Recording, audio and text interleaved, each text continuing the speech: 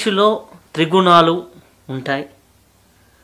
త్రిగుణాలు ఎలా ఉంటాయి, ఆ త్రిగుణాలలో ఏ గుణం ఎక్కువగా ఉంటే ఆ మనిషి ప్రవర్తన ఏ విధంగా ఉంటుంది, అలాగే ఈ గుణాలను జయించి నిర్గుణుడై ఆత్మదర్శనానికి ఎలా వెళ్ళాలి, గుణాతీత స్థితికి ఎదగాలి అనే విషయాలపైన ఈరోజు బ్రహ్మశ్రీ భిక్షమయ్య గురూజీ గారితో చర్చ జరుపుదాం. నమస్కారం గురూజీ గారు. నమస్తే. అసలుకి గుణాలు ఉన్నాయి, తత్వగుణం, తమో గుణం, రజోగుణం, సత్వగుణం. ఈ యొక్క గుణాలని ఒకే గుణం ప్రతి ఒక్కరిలో ఉంటుందా, లేకపోతే అన్ని గుణాలు మనిషిలో అవసరమే అంటారు కొంతమంది ఏమో ఓన్లీ సత్వగుణమే అంటారు, కొంతమంది ఏమో ఇవన్నీ దాటి నిర్గుణం కావాలంటారు. అలాగే ఏది కరెక్టు, అలాగే ఈ గుణాలు వాటి స్వభావాలు ఎలా ఉంటాయి? చూడండి, విశ్వమంతా త్రిగుణాత్మకం అంటే 3 గుణాలతో కూడి ఉంటుంది. వేదాంత ప్రకారం అయితే ఈ విశ్వమంతా కూడా పంచభూతాత్మకం అంటే 5 ఎలిమెంట్స్తో కూడి ఉంటుంది. భూమి, నీరు, అగ్ని, వాయువు, ఆకాశం. అక్కడే మనం గుణాల గురించి తెలుసుకోవచ్చు. భూమి తమోగుణం. నీరు ఐస్ బ్లాక్ లాగా ఉంటే తమోగుణం, ప్రవహిస్తూ ఉంటే రజోగుణం. భూమి ఒకే చోట స్థిరంగా ఉంటుంది కాబట్టి ఒక ఘన పదార్థాన్ని తీసుకోండి, ఒక రాయి తీసుకోండి, ఎక్కడేస్తే అక్కడే ఉంటుంది. అది జడం అనుకోండి, లేకపోతేనేమో ఒక రకంగా చెప్పాలంటే ప్రాథమిక స్థాయిలో ఉంటుంది, బరువు ఎక్కువగా ఉంటుంది. అది తమోగుణం. నీరు గడ్డగట్టి ఉంటే, ఐస్గా ఉంటే తమోగుణం, ప్రవహిస్తూ ఉంటే రజోగుణం. అగ్ని, వాయువు 2 ఏమిటంటే రజోగుణం, ఆకాశం ఒక్కటే సత్వగుణం. అయితే మీరు నేను తెలుసుకోవలసిన అగ్ని సత్యం ఏంటంటే ప్రతి దానిలో కూడా గుణాలు ఉంటాయి. ఉదాహరణకి భూమిలో తమోగుణం ఎక్కువగా ఉంటుంది, రజోగుణం, సత్వగుణం తక్కువగా ఉంటాయి. నీటిలో కూడా అంతే. వాయువు, అగ్నిలో రజోగుణం ఎక్కువగా ఉంటుంది, తమోగుణం, సత్వగుణం తక్కువగా ఉంటాయి. ఆకాశంలో సత్వగుణం ఎక్కువగా ఉంటుంది, మిగతా 2 తక్కువగా ఉంటాయి. ఈ దేహాన్ని మీరు తీసుకున్నప్పటికీ ఈ దేహంలో తప్పనిసరిగా 3 గుణాలు ఉంటాయి. 1 తమోగుణం, 2 రజోగుణం, 3 సత్వగుణం. అయితే తమోగుణం ఆధిక్యతలో ఉన్నప్పుడు రజోగుణం, సత్వగుణం బలహీనంగా ఉంటాయి. రజోగుణం ఆధిక్యతలో ఉన్నప్పుడు తమోగుణం, సత్వగుణం తక్కువగా ఉంటాయి. సత్వగుణం ఆధిక్యతలో ఉన్నప్పుడు ఈ 2 తక్కువగా ఉంటాయి. మొత్తం మీద ఆలోచించేటట్లయితే పుట్టినప్పటి నుంచి మరణించేంత వరకు దశల వారీగా గుణాలు ప్రకోపిస్తూ ఉంటాయి. ఇక సైకాలజీ తీసుకుంటే ఎవరైతే సోమరితనం, బద్ధకం, నిద్రమత్తు, ఊగిసలాట, భయం, అనుమానం, పిరికితనం, మానసికంగా ఘర్షణ పడుతూ దుఃఖము, బాధ, విచారము, డిప్రెషన్, ఒక మాటలో చెప్పాలంటే నెగిటివ్ సైడ్కి వెళ్ళేది మొత్తం తమోగుణమే. ఎవరైతే నెగిటివ్ సైడ్లో ఉంటారో వాళ్ళు తమోగుణంలో ఉంటారు. ఇంకొక మాట చెప్తున్నాను, నేను చెప్పిందే వేదం, నేను ఆచరించేది కరెక్ట్ అని చెప్పి మూర్ఖత్వంలో ఉండి దాని నుంచి బయటపడకుండా ఉండేవాళ్ళు కూడా తమోగుణస్తులే. రజోగుణం ఏమిటి? చంచలత్వం, అస్థిమితం, వేడి. తమోగుణమేమో సెడెంటరీ అంటే సోమరతనం, బద్ధకం. అది రజోగుణం వచ్చేసరికి నిద్ర పట్టదు, పని కల్పించుకుంటూ ఉంటారు, పని పురమాయిస్తూ ఉంటారు, ఉద్రేకం, ఆవేశం, కోపం, చికాకు వగైరా మొత్తం దీనిలోకి వచ్చేస్తాయి. తమోగుణస్థుడు తెర వెనుకుంటాడు, బయటకు రాడు, అతన్ని సెల్ఫ్ కిల్లర్ అంటారు. రజోగుణస్థుడు తెర వెనుకుండడు, ప్రతి ఒక్కళ్ళ విషయాలు తలదురుస్తూ ఉంటాడు, తాను బలహీనపడి అందరిని చెడగొడుతుంటాడు, ఇతని వరల్డ్ కిల్లర్ అంటారు. Self killer, world. కానీ సత్వగుణస్థుడు మాత్రం బ్యాలెన్స్గా ఉంటాడు. సత్వగుణంలో ఉన్నటువంటి వ్యక్తికి బుద్ధి బాగా పనిచేస్తుంది, తమో రజోగుణంలో ఉన్న వ్యక్తులకి మనసు బాగా పనిచేస్తూ ఉంటుంది. రజోగుణం అహంకారం కదా. అహంకారం అనేది ప్రతి గుణంలో ఉంటుంది. అసలు గుణం ఉందంటే అహంకారం. తమో గుణస్థుడు అతని అహంకారం ఎలా ఉంటుందంటే కాంక్రీట్ గోడలాగా ఉంటుంది. కాంక్రీట్ గోడ అలా ఉంటుంది. రజోగుణంలో ఉన్న వ్యక్తికి అహంకారం ఎలా ఉంటుందంటే ప్లైవుడ్ లాగా ఉంటుంది. సత్వగుణంలో ఉన్నటువంటి వ్యక్తికి అహంకారం పలచటి వస్త్రం లాగుంటుంది. ఇది ఎట్లా చెప్పొచ్చు అంటారేమో. తమో గుణస్తులు మీరు గమనించండి, సోమరితనం, బద్ధకం, నిద్రమత్తు, పోస్ట్పోన్మెంటు, దుఃఖము, బాధ, విచారం, లోన్లీ ఫీలింగు, తెర వెనుకుంటాం. అతను ఏం చేస్తాడు, తన చుట్టూ గట్టి బౌండరీ ఏర్పరచుకుంటాడు. దాన్ని దాటి బయటకు వచ్చే ప్రసక్తే లేదు. అదే రజోగుణస్తుని తీసుకోండి, అస్థిమితం, చంచలత్వం, తర్వాత కోపం, చికాకు, అసహనం, అసంతృప్తి, ఈర్ష్య, కక్ష, అసూయ, ద్వేషం. ఇవాళ పార్టీలు మారేవాళ్ళు, ఎలక్షన్లు తిరిగేవాళ్ళు, ఎలక్షన్లు పొడి చేసేవాళ్ళు మొత్తం రజోగుణమే. సత్వగుణస్తులో విశేషమైన లక్షణాలు ఉంటాయి. అదేంటంటే వివేకం, విచక్షణ, గమనం. ఈ మూడున్న వ్యక్తి జీవితం ఎలా ఉంటుందంటే నల్లేరు మీద బండిలాగా ప్రశాంతంగా కొనసాగుతూ ఉంటుంది. అయితే మీకు ఈ విషయంలో ఈ సందర్భంలో ఒక విషయం చెప్తున్నాను. తమో గుణము రజోగుణము రెండు ఈక్వల్గా ఉంటే అదే సత్వగుణం. ఈ విశ్వంలో ఉన్నది ఒక్కటే, ఆ ఒక్కటి రెండుగా మారింది, అవే ద్వంద్వాలు. ఆ ద్వంద్వాల యొక్క రూపాంతరంగా వచ్చినాయే త్రిగుణాలు. కానీ ద్వంద్వాలు రెండు సమాన స్థాయిలో ఉన్నప్పుడు అదే సత్వగుణంగా రూపాంతరం చెందుతుంది, అదే బ్యాలెన్స్గా ఉంటుంది. మీరు కొంతమందిని గమనించండి, అతి బరువుగా ఉన్నటువంటి వ్యక్తులను గమనించండి, వాళ్ళకి తమోగుణం ఎక్కువగా ఉంటుంది. అతి సన్నగా ఉన్నటువంటి వ్యక్తులను గమనించండి, రజోగుణం ఎక్కువగా ఉంటుంది. మామూలుగా ఉన్న వ్యక్తులను గమనించండి, సత్వగుణం ఎక్కువగా ఉంటుంది. అయితే సందర్భాన్ని బట్టి, స్థితిని బట్టి, సామాజిక పరిస్థితిని బట్టి, వయసును బట్టి, చేస్తున్న పనులు బట్టి గుణాలు మారుతూ ఉంటాయి, ఏవి స్టాండర్డ్గా ఉండవు. అయితే పరిస్థితులను బట్టి ఈ గుణాలు మారుతూ ఉంటాయి. కొంతమందికి చూసుకుంటే పరిస్థితులను బట్టి నిద్ర పట్టదు, కొంతమందికి నిద్ర విపరీతంగా పోతుంటాడు, కొంతమందికి అసలుకి రోజుకు 1 గంట నిద్రపోతేనే 2 గంటలు నిద్రపోతే సరిపోతుంది. సో వీళ్ళల్లో తమో గుణము రజోగుణం వీటిని బ్యాలెన్స్ చేయాలంటే మనం ఏ విధమైనటువంటి సాధన చేయాలి? దీనికి చాలా ఫ్యాక్టర్స్ పనిచేస్తూ ఉంటాయి. తమో గుణము రజోగుణం ప్రకోపించి సత్వగుణం తగ్గిపోవడానికి మూల కారణం ఒకటి తల్లిదండ్రుల యొక్క శారీరక మానసిక స్థితులు, పుట్టినటువంటి కుటుంబం, పరిసరాలు, స్నేహితులు, చదువు, జీవితం, జీవన విధానం వగైరా వగైరా ఈ మొత్తం కూడా పనిచేస్తూ ఉంటాయి. కాబట్టి మనం ఆహార నియమాల్లో మార్పులు తెచ్చుకోవాలి, జీవన విధానంలో మార్పు రావాలి, తర్వాత మనం అనుసరించేటటువంటి విధానాల్లో కూడా కొన్ని మార్పులు చేసుకుంటూ ఉండాలి.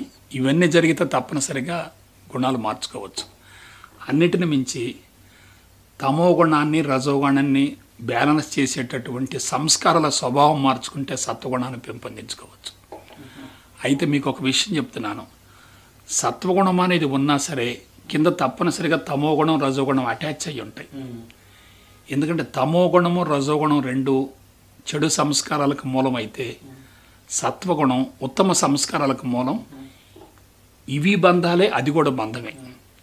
తమో రజోగుణం ఒక రకంగా ఇనుప సంఖ్యలు అయితే సత్వగుణం బంగారు సంఖ్యలు అవుతుంది. రెండు బంధాలని తెంచుకుంటే మనిషి 4వ స్థితికి వెళతాడు, అదే శుద్ధ సాత్విక స్థితి, అదే పరబ్రహ్మ స్థితి, నిర్గుణ స్థితి. నిరాకారం, నిరంజనం, నిర్గుణం అంటారే ఆ స్థితికి వెళ్ళినటువంటి వ్యక్తికి గుణాల గురించిన ఆలోచనలు ఉండవు. ఆ స్థితికి వెళ్ళడానికి ఒకే ఒక మార్గం ఏంటంటే పరిపూర్ణ జ్ఞానాన్ని శాస్త్రయుక్తంగా తెలుసుకోవటం ఒకటి, దాన్ని విత్తనంగా మనోఫలకంలో నాటుకోవాలి, పదే పదే మననం చేసుకుంటూ ఉండాలి, దానికి పోషణ చేస్తూ ఉండాలి, ఎరువేస్తూ ఉండాలి, ఆ తర్వాత ఫలంగా మారుతుంది. సో 1 విత్తనం, 2 పోషణ, 3 ఫలం.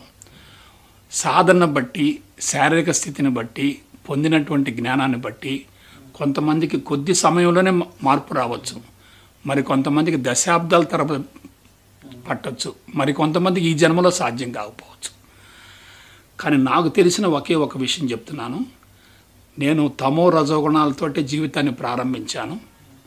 కానీ వీటి గురించి లోతుగా పరిశోధన చేసుకుంటూ, వీటి గురించి నేను ఆలోచించుకుంటూ దశల వారీగా ఎదగటం వల్ల తమోగుణ రజోగుణాన్ని ఎంత కొంత మేరకు అధిగమించగలిగాను. దాని ఫలితంగానే జబ్బులు మొత్తం పోయాయి. అంటే ఆధ్యాత్మిక చికిత్సను ఆధారంగా చేసుకుని బలహీనతలు తొలగించుకునేటట్లయితే తమో రజోగుణ రెండు కూడా తొలగించుకోవచ్చు. ఇంకొక విషయం చెప్తున్నాను, ఈ సందర్భంగా చాలా అవసరం కూడా. చాలామంది మెడిటేషన్లు కూర్చుంటుంటారు. మెడిటేషన్లు కూర్చున్నప్పుడు తమో గుణంలో ఉండి మెడిటేషన్లు కూర్చుంటే ఏమవుతుంది? తమో గుణ స్వభావం పెరుగుతుంది, నిద్రమత్తు వచ్చేస్తుంది. రజో గుణంలో ఉండి మెడిటేషన్ గురించి ఉంటే ఏమవుద్ది? ఆలోచన తీవ్రత ఎక్కువ. అదే సత్వగుణంలో ఉంటే బ్యాలెన్స్గా సమాజ స్థితిలో వెళ్తాం. ఒక వ్యక్తి సాధనలో సత్వగుణంలో ఉన్నట్లుగా రుజువులు ఆధారాలు ఏమిటి? ఇది కీలకమైన పాయింట్. ఒక వ్యక్తి మెడిటేషన్లో కూర్చున్నప్పుడు మనకి శరీరం లోపలికి పంచభూతాలు ప్రవేశిస్తూ బయటకు వస్తూ ఉంటాయి. ఈ విషయాన్ని కొంచెం గమనించాలి మీరు. మనం ఆహారం తీసుకుంటున్నాం, అది భూమి తత్వం. దేని ద్వారా? నోటి ద్వారా. నీళ్లు తాగుతున్నాం, నోటి ద్వారా. సో లోపలికి వచ్చేసినాయి. మూడోది ఏమిటి? అగ్ని. అగ్ని సూర్యరశ్మి ద్వారా మనకి అగ్ని లోపలికి వస్తుంది. లోపల మెటబాలిక్ యాక్టివిటీస్ జరిగి అగ్ని ఉత్పత్తి అవుతుంది. నాలుగోది వాయువు. ప్రాణవాయువు తీసుకుంటున్నాం, బొగ్గు పొలసు వదులుతూ ఉన్నాం. ఇంకా బయటికి వెళ్తాయి మళ్ళీ పంచిపోతాలు. ఎట్లా? మలం ద్వారా భూమి పోతుంది, మూత్రం చెమట ద్వారా నీరు బయటికి పోతాయి. మూత్రం వెళ్ళేటప్పుడు, మలం వెళ్ళేటప్పుడు, వాయువు వెళ్ళేటప్పుడు వేడి బయటికి పోతుంది. లోపలికి పీల్చే గాలిని గమనించండి, బయటకు వచ్చే గాలిని గమనించండి. బయటకు వచ్చే గాలి వేడిగా ఉంటుంది, లోపలికి వెళ్ళే గాలి చల్లగా ఉంటుంది. మలమూత్రాలు కూడా వెచ్చగా ఉంటాయి, వేడిగా ఉంటాయి. అంటే అదనంగా ఉన్నటువంటి అవన్నీ బయటికి పోతూ ఉంటాయి. సో భూమి లోపలికి పోతుంది, బయటకు వస్తుంది. నీరు పోతుంది, బయటకు వస్తుంది. అగ్ని వాయువులు లోపలికి వెళ్తే బయటకు వస్తాయి. ఎందుకంటే ఆక్సిజన్ తీసుకుని కార్బన్ డైఆక్సైడ్ వదిలేసాం. పాయింట్ చెప్తున్నాను. ఎవరైతే సత్వగుణాన్ని పెంపొందించుకొని మెడిటేషన్లో కూర్చుంటారో, ఎవరైతే సత్వగుణాన్ని పెంపొందించుకొని మెడిటేషన్లో కూర్చుంటారో వాళ్ళకి ఇక్కడి నుంచి ప్రాణశక్తి లోపలికి వస్తుంది. కాబట్టి ఆకాశం లోపలికి వచ్చే ప్రదేశం ఏంటంటే సహస్రారం, బ్రహ్మరంధ్రం. కాబట్టి ఒక వ్యక్తి సత్వగుణంలో ఉన్నాడు, సత్వగుణంలో జీవిస్తున్నాడు అంటానికి రుజువులు ఏమిటంటే అతను సాధనలో కూర్చున్నప్పుడు ప్రాణశక్తి ఆటోమేటిక్గా లోపలికి వచ్చేస్తుంది. ప్రాణశక్తి లోపలికి వస్తుందంటే ముందు బ్రెయిన్ మొత్తం శుద్ధి అవుతుంది, తర్వాత కంఠం, తర్వాత ఛాతీ, తర్వాత ఇతర అవయవాలు ఆటోమేటిక్గా శుద్ధి అయిపోతూ ఉంటాయి. అయితే ఈ యొక్క తత్వగుణం, అలాగే తమోగుణం, సత్వగుణం, రజోగుణం, ఈ మూడు గుణాల్లో ఉన్న వ్యక్తులు వాళ్ళు తీసుకునే ఆహారపు అలవాట్లు తమోగుణ ఆహార పదార్థాలు తీసుకుంటారు. ఆహారపు అలవాట్లు ఏ విధంగా ఉంటాయి, దాన్ని ఏ విధంగా మార్చుకోవాలి? నాకు తెలిసినంత వరకు శారీరక సుఖానికి, సౌకర్యాల కోసం పరితపించే ప్రతి వ్యక్తి తమోగుణస్థుడే. శారీరక సుఖానికి అలవాటు పడుతూ సౌకర్యాల కోసం పరితపించే ప్రతి వ్యక్తి తమోగుణస్థుడే. విలాసం కోసం, వినోదం కోసం, శృంగారం కోసం, జీవితాన్ని అనుభవించాలి అని పరితపించే ప్రతి వ్యక్తి రజోగుణస్థుడే. జీవితాన్ని ధైర్యంగా, విశ్వాసంగా, ప్రశాంతంగా, మనోబలంతో సమర్థవంతంగా కొనసాగించే వ్యక్తి సత్వగుణస్థుడు.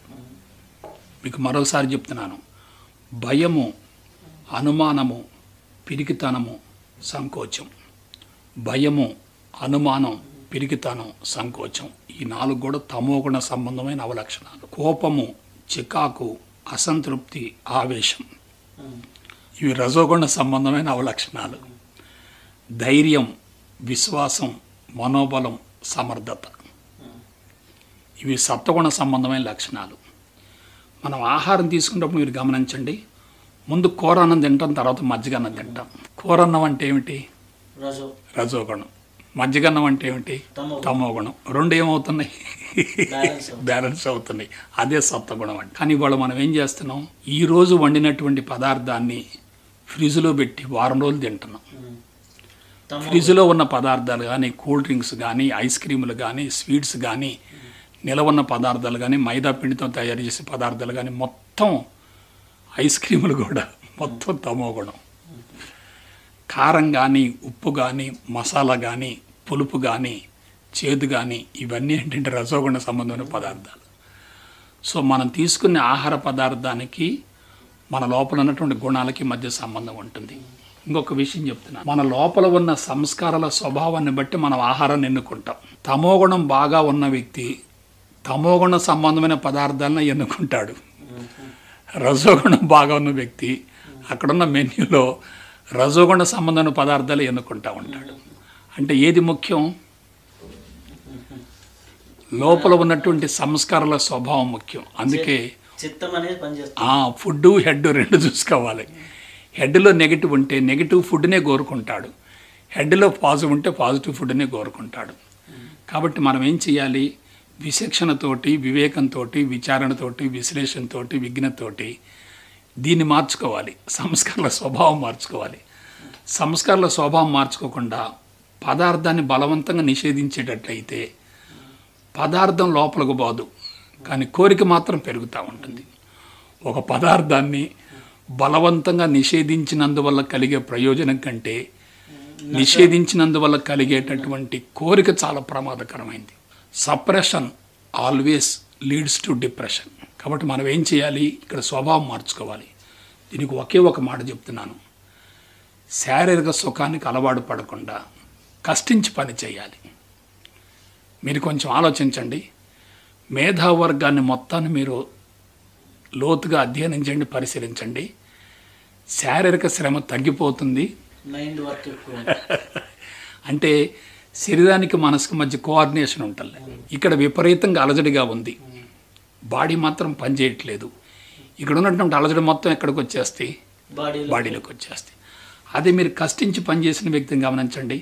పగలంతా విపరీతంగా శ్రమిస్తాడు, రాత్రి ఇంటికి వస్తాడు, కడుపు నిండా తింటాడు, అసలు స్పృహ లేకుండా నిద్రపోతాడు. అంటే కా కా కా కష్టించి పని చేయటం, కడుపు నిండా తింటాం. మేధావులు చూసుకోండి, ఇంటర్నెట్లు, వెబ్సైట్లు, ఫేస్బుక్లు ఇవన్నీ తీసుకొని అర్ధరాత్రి వరకు అదే ఉంటారు. మనకి ఆహారం తీసుకున్నప్పుడు టైం ప్రకారం నిద్రపోతే తప్ప మోషన్ ఫ్రీ కాదు. నైట్ 1 గంట 2 వరకు నెట్ ముందు కూర్చున్నటువంటి వ్యక్తులు రేడియేషన్ ఎఫెక్ట్ వల్ల పొద్దున్నే మళ్ళీ 5 6 మళ్ళీ వెళ్లాల్సి వస్తే వాళ్ళకి మోషన్ ఫ్రీ కాదు. మోషన్ ఫ్రీ కానప్పుడు టాక్సిన్స్ మొత్తం ఎక్కడ నిలబడిపోతాయి? అది ఇంట్లో కసు వడవలేదు, ఇల్లు ఎలా ఉంటుంది? దుర్గంధ భూయిష్టంగా ఉంటుంది. ఏ రోజు ఆ రోజు కసు ఉడిచేసాం అనుకోండి, ఇల్లు ఎలా ఉంటుంది? శుభ్రంగా ఉంటుంది. కాబట్టి ఆహారానికి గుణాలకి మధ్య ప్రత్యక్ష సంబంధం ఉంటుంది, కానీ మనం అంతరంగంలో సంస్కారాల స్వభావాన్ని మార్చుకుంటే అక్కడ గుణం కూడా మారిపోద్ది. కాబట్టి ఆ సంస్కారాల స్వభావాన్ని మార్చుకోవాలంటే తప్పనిసరి జ్ఞానం కావాలి. అంటే మీరు మొత్తం మీద ఆలోచించండి, ప్రతి అంశం కూడా జ్ఞానంతో ముడిపడింది. అది జ్ఞానపరంగా ఎదిగిన వ్యక్తికి బాడీకి మైండ్కి మధ్య కోఆర్డినేషన్ ఉంటుంది. జ్ఞానపరంగా ఎదిగిన వ్యక్తికి రెంటి మధ్య అసమానత ఉంటుంది, బ్యాలెన్సింగ్ సరిగా ఉండదు. అక్కడే గుణాలు ప్రకోపిస్తూ ఉంటాయి. Thank you Guruji. అద్భుతంగా ఈ యొక్క గుణాల గురించి, గుణాల్లో ఉండే తత్వాల గురించి, ఆ తత్వాల ద్వారా మనిషి చేసే పనుల గురించి, ఏ ఆహారం ఎవరు హోటల్కి వెళ్ళి, అంటే ఇప్పుడు రెస్టారెంట్కి వెళ్ళినప్పుడు వాళ్ళు చేసే ఆర్డర్ని బట్టి వాళ్ళు ఏ గుణ స్వభావాలో తెలుసుకోవచ్చు. తక్కువ తిని ఎక్కువ పని చేస్తే సత్వగుణం, ఎక్కువ తిని తక్కువ పని చేస్తే తమోగుణం. ఇంద్రియాలను రెచ్చగొట్టే పదార్థాలు తీసుకుంటే రజోగుణం. ఇప్పుడు మార్కెట్లో లభించే పదార్థం మొత్తం కూడా ఇంద్రియాలను రెచ్చగొట్టే పదార్థం కానీ, రజోగుణం. లేదంటే కష్టపడకుండా ఎక్కువ తిని కూర్చునే తత్వం కానీ తయారవుతుంది. అందుకే తమోగుణం రజోగుణం బాగా పెరుగుతుంది, సత్వగుణం పడిపోతుంది. థ్యాంక్ యూ గురించి. అద్భుతమైనటువంటి జ్ఞానాన్ని ఈ యొక్క భాగంలో అందించారు. త్రిగుణాలు, వాటి ప్రభావాలు, వాటి వల్ల అంటే వాటిని జయించి నిర్గుణంగా ఎలా మారాలనేది అద్భుతమైనటువంటి జ్ఞానాన్ని శ్రీ భిక్షమయ్య గురూజీ గారు మనకి అందించినందుకు వారికి నమస్తే.